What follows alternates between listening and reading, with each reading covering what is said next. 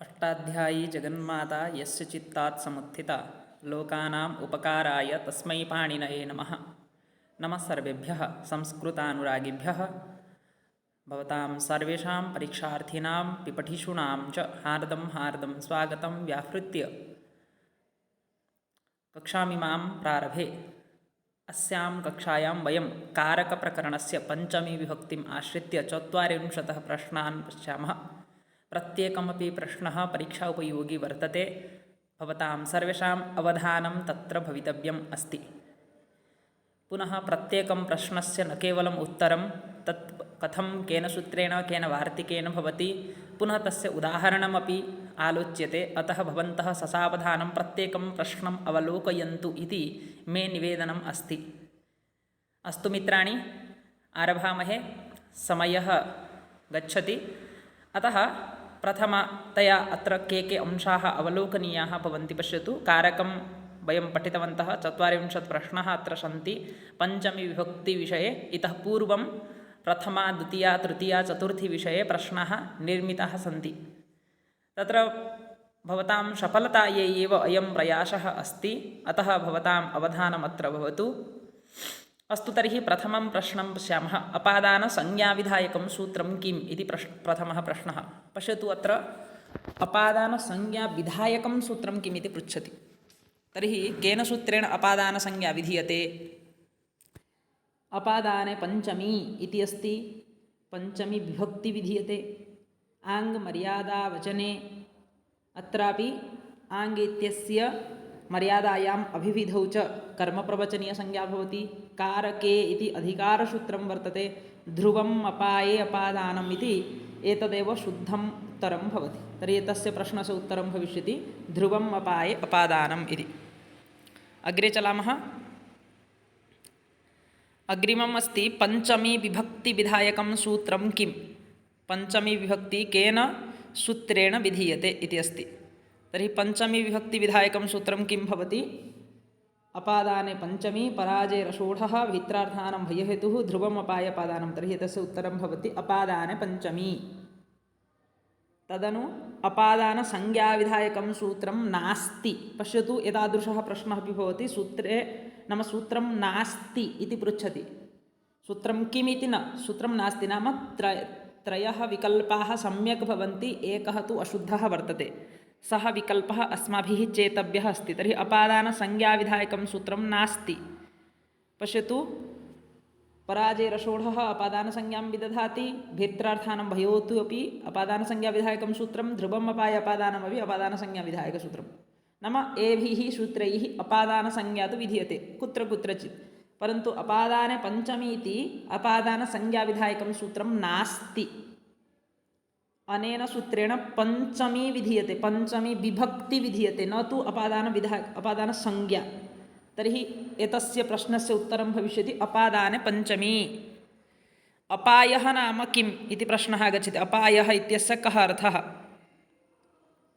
अपायः नाम किम्? विरामः, विश्लेषः, भङ्गः, जलं। तर्हि ध्रुवम् अपाय अपादानम् इति अत्र अपायः इति अस्ति। अपायः इत्यस्य कः अर्थः उच्यते? विश्लेषः, विच्छेदः इति। तदनन्तरं किं शुद्धम्? अत्र वाक्यचतुष्टयमस्ति। शिक्षाशास्त्री प्रवेशिकापरीक्षायाः कृते अत्योपयोगी वर्तते। TGT संस्कृतमध्येपि आगच्छति। किं शुद्धं वर्तते? वृक्षे पर्णं पतति, वृक्षस्य पर्णं पतति, वृक्षात् पर्णं पतति, वृक्षेण पर्णं पतति। तर्हि एतस्य उत्तरं भविष्यति वृक्षात् पर्णं पतति।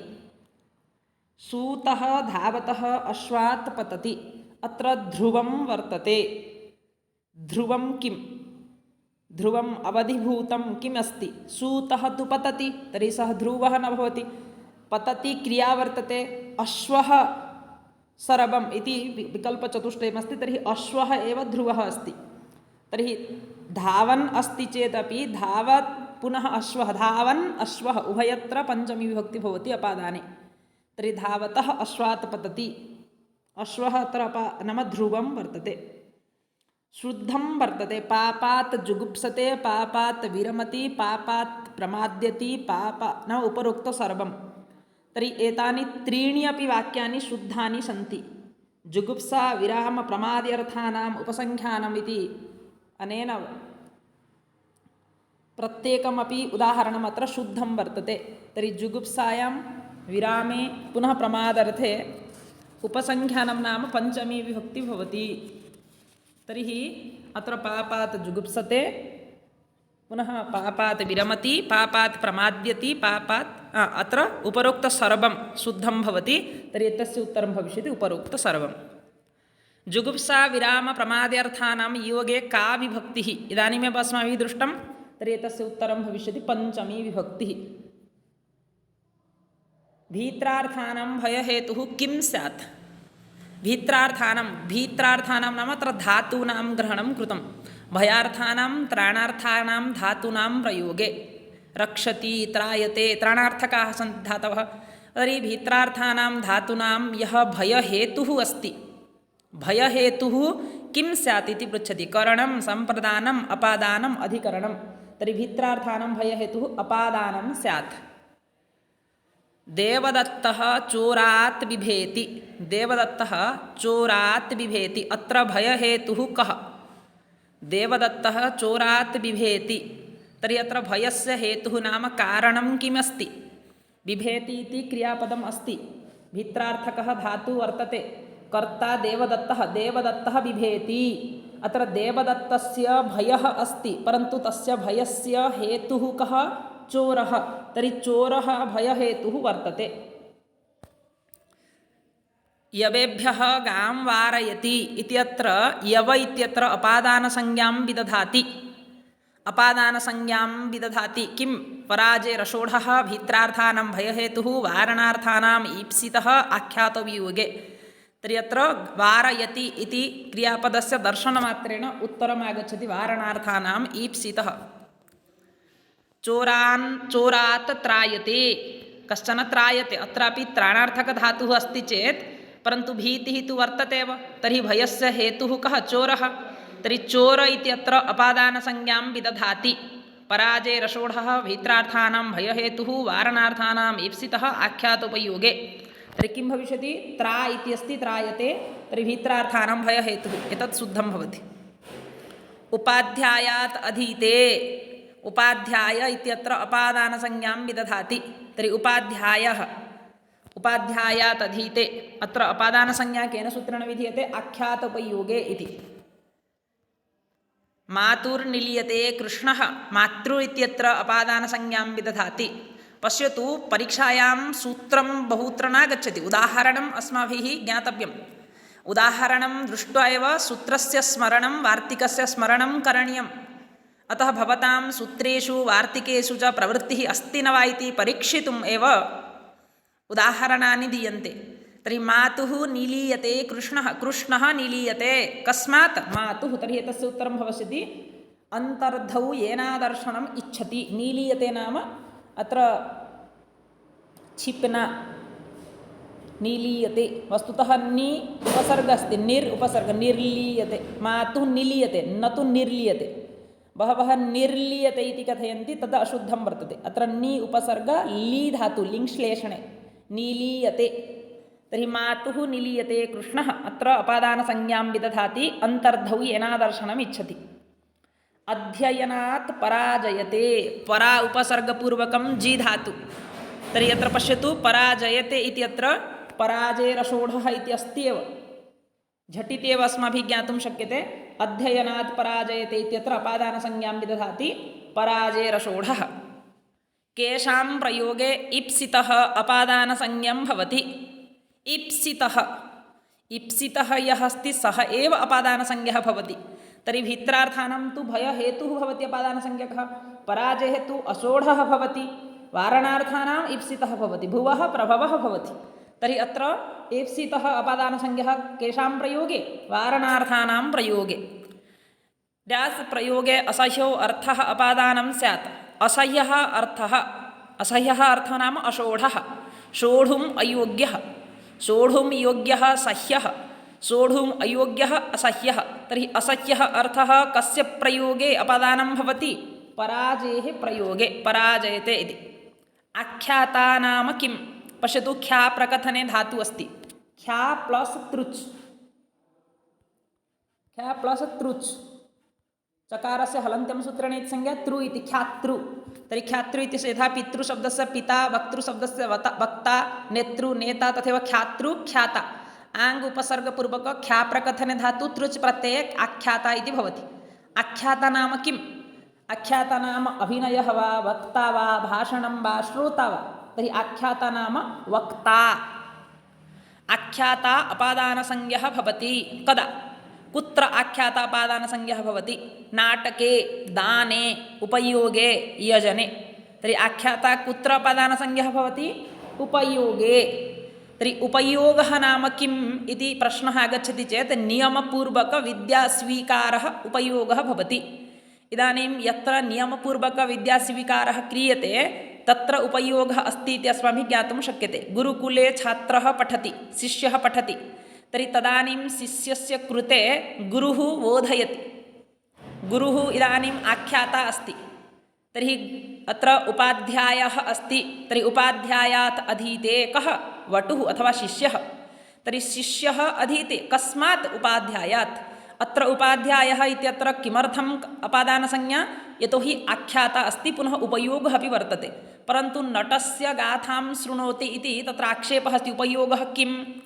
तर्हि नटस्य गाथां शृणोति इत्यत्र तत्रापि नटः वक्ता अस्ति, श्रोता शृणोति, परन्तु तत्र उपयोगस्य अभावः वर्तते। यदि परीक्षायां प्रश्नः आगच्छति नटस्य गाथां शृणोति, अत्र कस्य अभावः वर्तते? उपयोगस्य अभावः अस्ति, अतः षष्ठी भवति, न तु पञ्चमी। हिमवतो गंगा प्रभवति, अत्र अपादानसंज्ञाविधायकं सूत्रं किं? प्रभवति इति। प्रभवति इति दृष्ट्वा एव झटिति प्रभवः इत्यस्य अर्थः भवति भुवः प्रभवः। भवनं भूः इत्यत्र अस्ति एव। ब्रह्मणः प्रजाः प्रजायन्ते, तर्हि अत्र ब्रह्मणः प्रजाः प्रजायन्ते अपादानसंज्ञाविधायकं सूत्रं किमस्ति? जनिकर्तुः प्रकृतिः। अपादानसंज्ञाविधायकं सूत्रं वर्तते। तर्हि अत्र जनिकर्तुः यः प्रकृतिः या अस्ति तत्र अपादानसंज्ञा भवति। तर्हि जनिकर्तुः प्रकृतिः इत्यनेन अपादानसंज्ञा भवति। तर्हि तत्र ब्रह्मणः प्रजाः प्रजायन्ते। तत्र भगवद्गीतायाः अपि प्रश्नः आगन्तुमर्हति। क्रोधात् भवति सम्मोहः, सम्मोहात् स्मृतिविभ्रमः, संगात् सञ्जायते कामः इत्यत्र। संगात् सञ्जायते कामः तत्रापि भवितुमर्हति। तर्हि ब्रह्मणः प्रजाः प्रजायन्ते इत्यत्र जनिकर्तुः प्रकृतिः अपादानसंज्ञाविधायकं सूत्रमस्ति। वस्तुतः जायमानस्य हेतुः एव अपादानसंज्ञा भवति। अपादानं नाम अत्र हेतुः वर्तते। प्रासादात् प्रेक्ष्यते, अत्र पञ्चमी विधानं करोति। पश्यतु, प्रासादात् प्रेक्ष्यते, तर्हि एतस्य वस्तुतः प्रासादम् आरुह्य, प्रासादम् आरुह्य प्रेक्ष्यते। प्रेक्ष्यते नाम पश्यति। तर्हि इदानीं प्रासादम् आरुह्य, प्रासादं तु कर्म अस्ति, आरुह्य इति ल्यबन्तं। तर्हि ल्यप् इत्यस्य लोपः भवति चेत् कर्मणि अपादानसंज्ञा भवति। ल्यब् लोपे कर्मणि अधिकरणे च इति वार्तिकबलेन कर्मणि पञ्चमी विभक्ति भवति। वस्तुतः कर्मणि द्वितीया अस्ति, परन्तु ल्यवन्तं पदम् अस्ति चेत् द्वितीया। परन्तु ल्यबः नाम ल्यपः लोपे, ल्यप प्रत्यान्तशब्दस्य लोपे सति कर्मणि पुनः अधिकरणे उभयत्र पञ्चमी भवति। तर्हि ल्यब्लोपे कर्मण्यधिकरणे च इति वार्तिकबलेन प्रासादात् प्रेक्ष्यते इत्यत्र पञ्चमी विधीयते। एतद्योगे पञ्चमी न स्यात्। अन्यः आरात् ऋते समया, तर्हि समयायोगे न भवति। अभितः परितः समयानिकषाः प्रतियोगेपि द्वितीया भवति। अन्यारादितरर्थे दिक्शब्दाञ्चुतरपदाजाहि युक्ते इति बलेन अत्र अन्य आरात् ऋते इति पदैः योगे पञ्चमी भवति। दक्षिणा इति पदे कः प्रत्ययः अस्ति? दक्षिणा, आहि, रिल्, आच्, अतसुच्। तर्हि अतसुच् इत्यस्य दक्षिणतः अतस् इति भवति। भवद्भिः ज्ञातं स्यात् दक्षिणतः। तदनन्तरं रील् इत्यत्र उपरि, तदनु आहि इत्यत्र दक्षिणाहि, पुनः आच्, आच् इत्यत्र आ एव शेषः भवति। तर्हि दक्षिणा इत्यत्र दक्षिण प्लस् आ दक्षिणा भवति। आच् प्रत्ययः अस्ति, तर्हि आच् प्रत्ययान्तशब्दस्य योगे अपि पञ्चमी भवति। ग्रामा दक्षिणा आही प्रत्यान्तयोगे का स्यात् आही प्रत्यान्तयोगे अपि पञ्चमी भवति अन्यारादितरर्थे इति सूत्रेण किं शुद्धं वर्तते चैत्रेण पूर्वः फाल्गुनः चैत्रे पूर्वः फाल्गुनः चैत्रात् पूर्वः फाल्गुनः चैत्राय पूर्वः फाल्गुनः तर्हि अत्र पूर्व इति दिक्शब्दः अस्ति दिक्शब्दयोगे अपि पञ्चमी भवति अञ्चुतरपदयोगे अपि पञ्चमी भवति अञ्चुतर नाम प्राक् प्रत्यङ् इति अञ्चु धातुः अस्ति अन्तिमे चेत् तर्हि अत्र चैत्रात् पूर्वः फाल्गुनः इति शुद्धं भविष्यति यतोहि पूर्वशब्दः दिक्शब्दः अस्ति दिगवाचकः शब्दः पूर्व पश्चिम उत्तर दक्षिण इति तर्हि पूर्वपदस्य योगे दिक्शब्दस्य योगे पञ्चमी जाता चैत्रात् पूर्वः फाल्गुनः इति सम्यक् उत्तरमस्ति बहिर्योगे अपपरि बहिरञ्चवः इति अस्ति खलु तत्र समासविधायकं सूत्रं तर्हि अत्र बहिर्योगे का विभक्तिः स्यात् इति प्रश्नः आगच्छति बहिः योगे पञ्चमी भवति ग्रामात् बहिः विद्यालयात् बहिः इति पुनः अपपरिवर्जने इति कीदृशं सूत्रमस्ति कीदृशं सूत्रं वर्तते परिभाषा विधि नियम संज्ञा वस्तुतः एतत् संज्ञासूत्रमस्ति अनेन सूत्रेण कर्मप्रवचनीयसंज्ञा विधीयते कर्मप्रवचनीय तर्हि कर्मप्रवचनीय वयं द्वितीयायाम् अपि पठितवन्तः तर्हि कर्मप्रवचनीयसंज्ञा विधीयते कयोः अपपरि अप पुनः परि अपपरि इति प्रादिगणे पठिते द्वे अव्यये तर्हि एतयोः कर्मप्रवचनीयसंज्ञा भवति कस्मिन् अर्थे वर्जन अर्थे तर्हि अपपरिवर्जने वर्जने अपपरि कर्मप्रवचनीयसंज्ञौ भवतः मर्यादायां कर्मप्रवचनीयं भवति परि आङ् अप सु इति अस्ति तर्हि मर्यादायां कर्मप्रवचनसंज्ञं किं भवति आङ् इति आङ् मर्यादावचने तर्हि मर्यादा नाम किं भवतां स्पष्टता स्यात् मर्यादा नाम तेन विना मर्यादा तेन सह अभिविधिः तर्हि मर्यादायां तेन सह अभिविधि तेन विना मर्यादा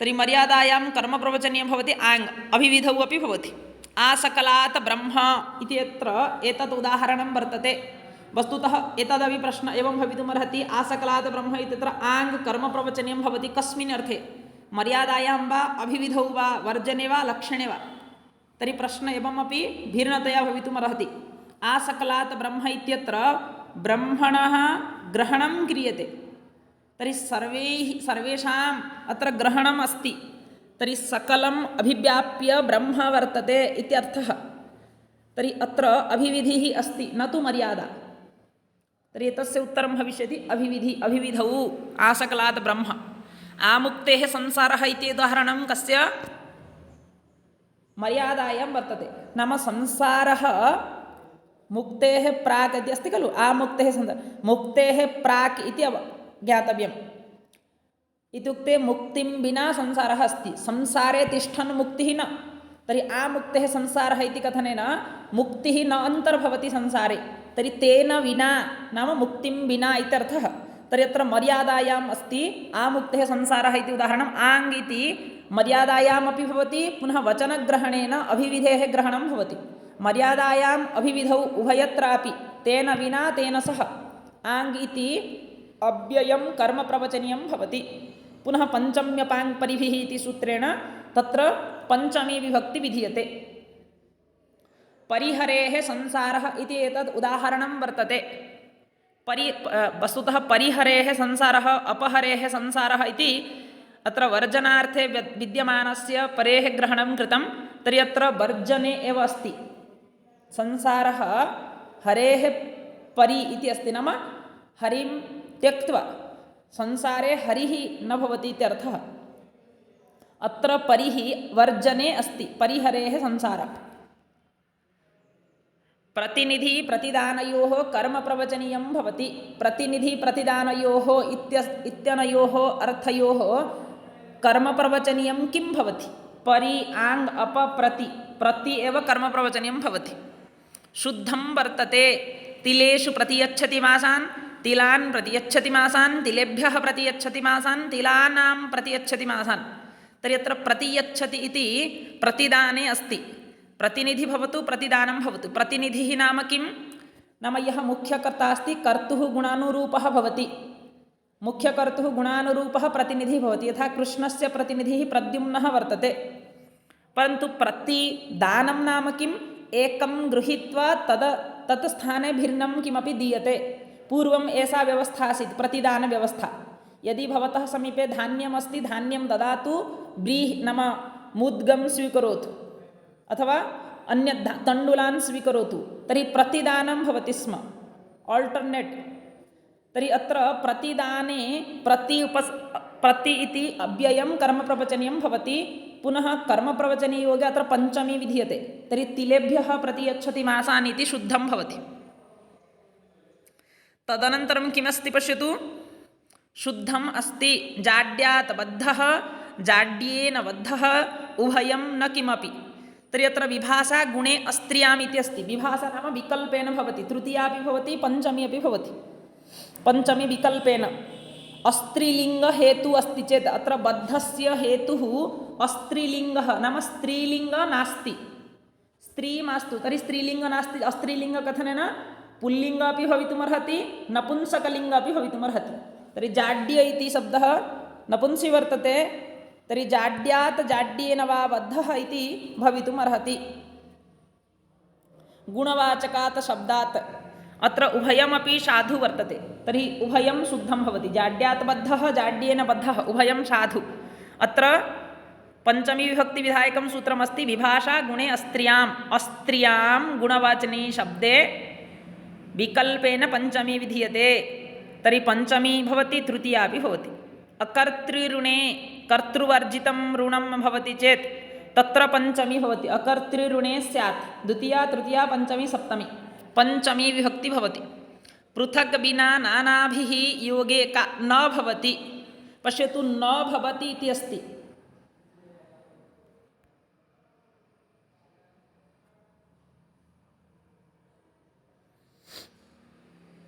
किमस्ति? न भवति। तर्हि न भवति नाम पृथक् विना नानाभिः योगे न भवति।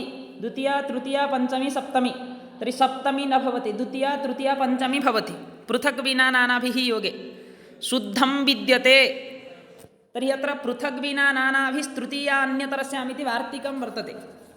तेन वार्तिकबलेन न, वार्तिकं तु नास्ति, सूत्रमेव तत्, क्षम्यतां। पृथक् विना नानाभिस्तृतीया अन्यतरस्यामिति सूत्रबलेन तृतीया अपि भवति, पुनः द्वितीया अपि भवति, पञ्चमी अपि भवति। तर्हि द्वितीया तृतीया पञ्चमी भवति। तदनन्तरं सप्तमी तु न भवति एव, शुद्धं वर्तते इति अस्ति।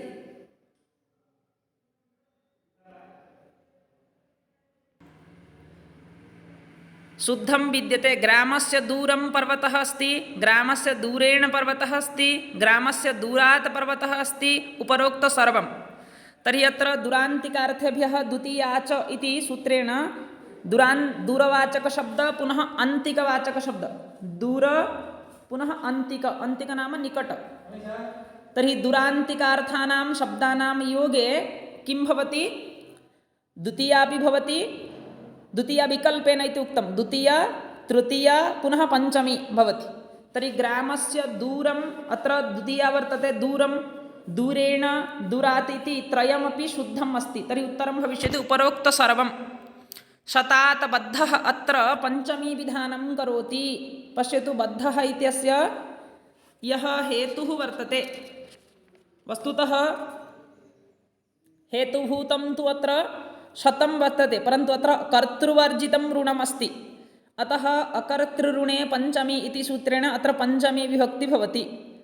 तर्हि शतात् बद्धः इत्यत्र अकर्तृऋणे पञ्चमी विधानं करोति।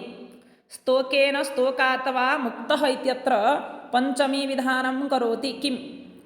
तर्हि स्तोकेन स्तोकात् वा मुक्तः पञ्चमी विधानं करोति। अत्र पश्यतु, अत्र एव लिखितमस्ति स्तोकाल्पकृच्छ्रकतिपयस्य असत्त्ववचनस्य इति। स्तोक अल्प कृच्छ्र कतिपय एतेषाम् असत्त्ववचनानां करणे किं भवति? पञ्चमी भवति विकल्पेन। तर्हि एकवारं स्तोकेन एकवारं स्तोकात् इति विकल्पेन भवति। तर्हि अनेनैव पञ्चमी विभक्ति विकल्पेन विधीयते। एवं 40 प्रश्नाः प्रमुखाः आसन् भवतां परीक्षायै। इमे प्रश्नाः अवश्यं भवद्भिः ज्ञातव्याः। एतेषां सूत्राणां वार्तिकानां च अध्ययनं करणीयम्। एतादृशाः प्रश्नाः परीक्षायाम् आगमिष्यन्ति इति मे विश्वासः। भवतां कृते सर्वेषां कृते शुभकामनाः वितीर्यन्ते। अहं भवतः सकाशात् विरमामि। विस्तरात् जयतु भारतं, जयतु संस्कृतं। यदि भवन्तः चिन्तयन्ति भवतां कृते अयं प्रयासः उपकाराय अस्ति तर्हि भवन्तः अन्येभ्यः मित्रेभ्यः प्रेषयन्तु, येन सर्वेपि उपकृताः भवेयुः। अस्तु मित्राणि, वयं पुनर्मिलामः। श्वः षष्ठीविभक्तिमाश्रित्य इतोपि प्रमुखान् प्रश्नान् आलोचयामः। अस्तु, नमो नमः।